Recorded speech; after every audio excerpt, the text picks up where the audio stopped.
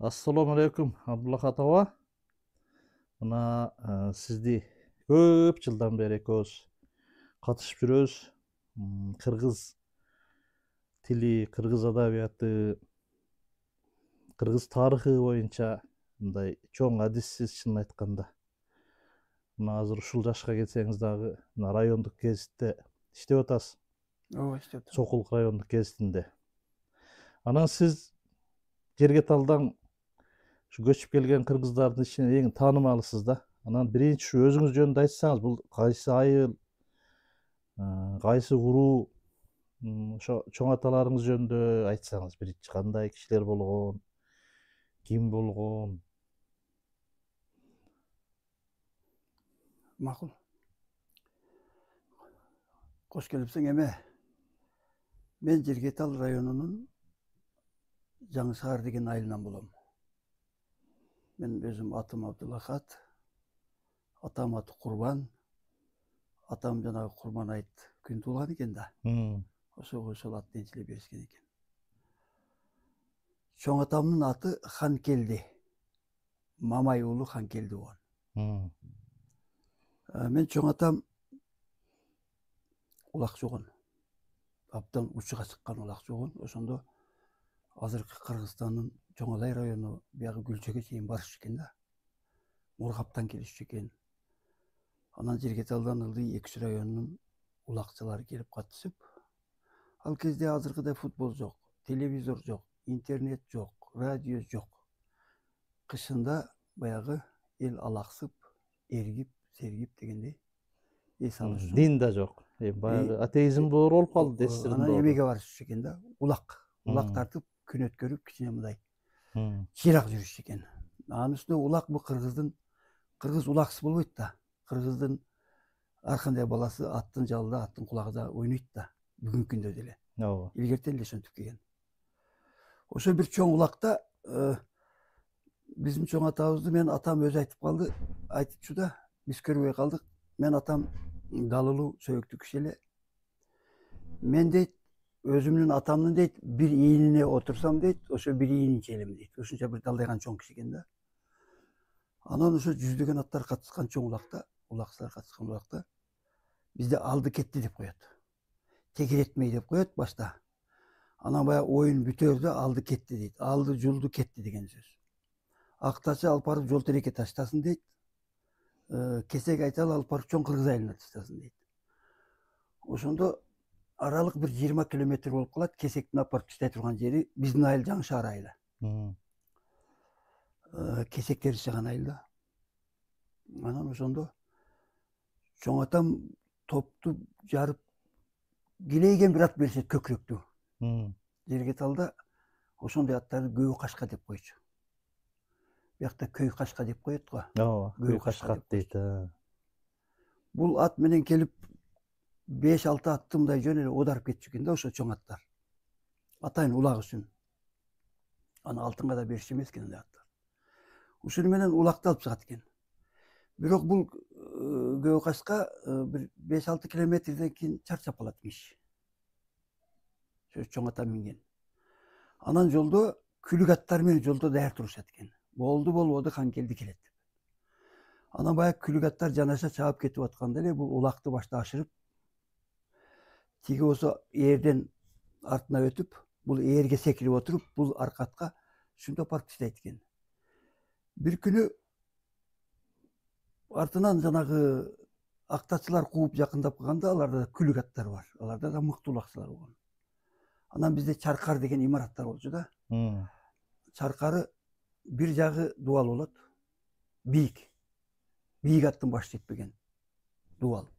3 жак ачык болот. Анан үстүндө шифер жок да а кезде илгери. Мондай калыңда топурак жылда шубайт. Шубайт, топурак калыңдап кете берет. Анан ошо топуракты көтөргөн жыгачтар сынып кетпеш үчүн 3-4 жерге түркүктөр коючу. Ошо мен көрүп калдым мындай чаркарларды. Мондай түркүктөр. Ооба, сарай, азыркы тил менен айтканда сарай. Сарай. Бул жерге ат байлайт экен, атты суутканда байлайт экен. Анан жүгөндү сыпырып салчу экен бул киши. Эңкейип эле аттын жагына чаап койчу экен да. Ошо биз бала кезде айтчу, Ханкелди улактын небереси. Улак тартпайсыңарбы деп. Анан ат жанагы чаркарга кире качат. Киргенде чоң атам үлгүрбөй калып, эптеп эрге көздөй өзүн баягы арт жака эметет да. Неме кылат? Арт жака чалкалайт. Чалкалайт экен да. Чалкалайт, бирок эки тизе тең жанашап түркүтөргө тийип, аттын күчүн кара. Ушунча катуу тийген күйү менен чаркардан чыккан убакта эки тең түркүк тайып, жанагы килейген чаркар ордуна жыгылып түшөт. Үстүндөгү топурагы менен. Сарай кулайт экен да. Сарай кулап түшөт. Ошондо ат тизеден ылдый, тизеден өйдө эки тең бут талкаланып камалат да. Майда сөөк болуп. Менин энем жаш келин экен. Ошо маалда жаш келин экен. Анан чоң атаңар ошо кыштан дейт, жазга чейин бир онтободу дейт. Башканын дейт таманына тикен сайса дейт. Онтойт дейт. Ошо орууга чыдап көтөрдү дейт. Анан кез мен энем аты Күмүш болгон. Күмүш балам мага жакшы эле болду. Мага Кудайым көрсөттү. Канча кишини аттан алып ыргытып, канча кишинин аттарынын буту сынды мен тартып жүргөндө, канчасынын атын сүзүп, аттары оморулуп, бели үзүлдү. Мага Кудайым эле көрсөттү дейт экен да. Ошо киши булакчы болгон да. Анан биздин уруубуз кесек болот. Ошо кишинин ошо буту айыкпай жүрүп эле өлдү. Бут айыкпай жүрүп, анан ана кезде азыркыдай керебеттер жок. Керебет жок. Тиякта батышта согуш башталып калган. Анан атам бригадир экен. Атам бертиден кээ. Чоң атаңызбы, атаңызбы? Чоң атам жана улакчы бутусунган. Өзүм атам Курбан. Атамдын, чоң атамдын улуу уулу бригадир экен. Таң азанда дейт, караңгы талага кетишчү экен, кеч күгүндө араң келишчү экен. Согушка да дан даярдайбыз деп, анан эл жашоо кыйын да кездечи. Азыркыдай базарда барып ун жок да. Алыстан ташылып келбейт. Согуш болуп атат. Согуш бир жагы. Айылдагы бүт эр азаматтардын баары согушка кеткен. Чал кемпирлер, анан өспүрүм балдар, аял кишилер экен да. Ошентип чоң атам күндүз эмете албайт экен, анан мен апам, энем карачу экен да, биз эне дечүбүз. Анан атаң талаанан дейт, караган кесип келчү дейт. Түйүнөн. Анан о караганды дейт, баягы түп жактарын тышка келтирип, баягы бутак жактарын мынтип каттап дейт, жарым метрдей көтөрүп, үстүнө мен 2 катар көлдөлөң, эски кийиздерден анан төшөк салып, ошондо кичине жумшак болчу экен. Болбосо өзүнүн салмагы менен даалыларым уюп калып атат дейт экен. Бирок бир деп унтубат дейт. Анан кээде мен шымымды тиземече түрүп кой дейт. Тизеге түргөндө сөөктөр чыгып камылат дейт. Учтары. Же врач болсо кезде.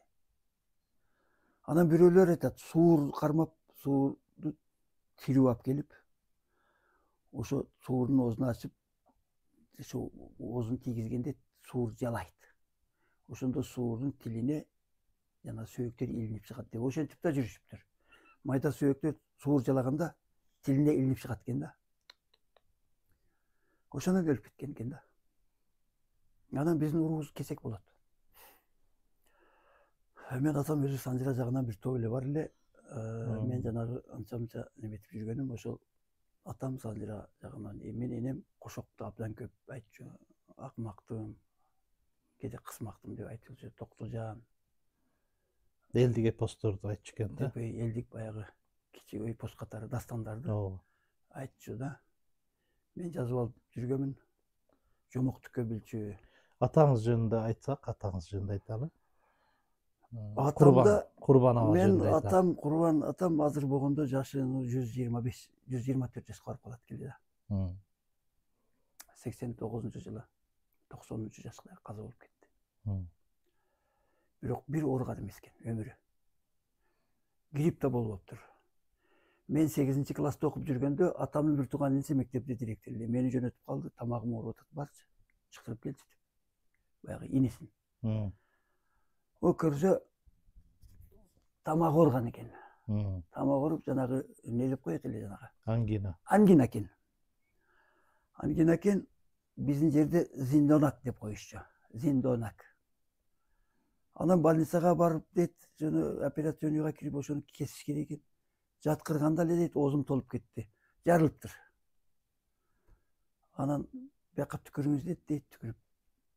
Көрсө басылып калды. Мен ооруганым ушул дейт. Ооруган эмес. Энем да Кудайдын амры мен таң калам. Ооруган эмес. Атам анан картайганда, ал күчтөн тайганда жатты биртике. Өтүп кетти. Энем да оорубай эле. Энем 12-жылы инибиз, кичүүбүз, кенжебиз энем менен жашап калган атабыздын үйүндө. Анан бизден Ноорус абдан чоң өтөт да ал жакта. 4 күн, айыл 4кө бөлүнүп, ар бир бөлүгү бир күн айылды сыйлайт да. Анан 5-күнү айыл чогулуп, Дагы бир күн не деген чоң оюндар болот. Кол менен жөө улак тартып, моундай бир кийизден жасап алып туруп, эркектер байге коет. Баягы америкалыктардын жана регби деген спорту бар. Ошого окшош экен да, регби жана сүйрү топтун ары бери чуркашат го, көтөрүп алып. Ошо сүйрөп туруп, Сүйрү топ бар мындай бир. Регби деп коет. ооба. Муну улак деп койчубуз биз. Жөө улак, педа улак. Педа Мен да улак. эле тартканмын. Тим эле күчтүү кабыргалуу жигиттер болот, каруулуу кысып ташташат. Кээ бирлери колуңду сындыра тургандай каруулуу жигиттер болот. Ошондон айыл 2-ке бөлүнчүбүз. Биздин айылдын ортосунан бир суу жарып өтөт. Аркы жээк, берки жээк болуп ойночубуз да. Атамда билим болгон эмес. Мен атам арабча окуган. Албетте билимдин туусу ошол го. Бирок советтик доордо жанагы совет бийлиги келгенде, сабатсыздыкты жойгондо, ошо кезде биздин айылдарда сабатсыздык жоюлуп жүргөндө неме экен?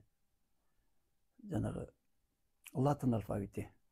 Атам латынчаны үйрөнө албаптыр. Койгулачы, мен билген өзүм тамагым бар. Араб тамгасы. Ошондо жазып окуп кенен, бирок латынчаны үйрөнө албаптыр. Анан баягы латынчадан эмеге өтпөдүкпү?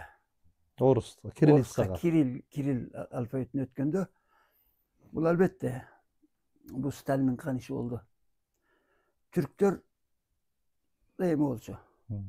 Араб алфавитинде болчу. Ошо Ататүрктүн 29-жылы айткан мындай сөзү бар. Ататүрктүн.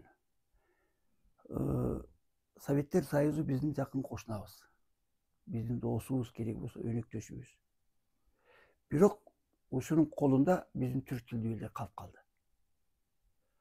Ар кандай империя жоюлат. Кайсы бир күнү Советтер Союзу чачыраар, бөлүнөр. Уучунан жанагы элдер чыгып кетер. Биз аны күтпөйлү. Биз ошого даярдык көрөлү.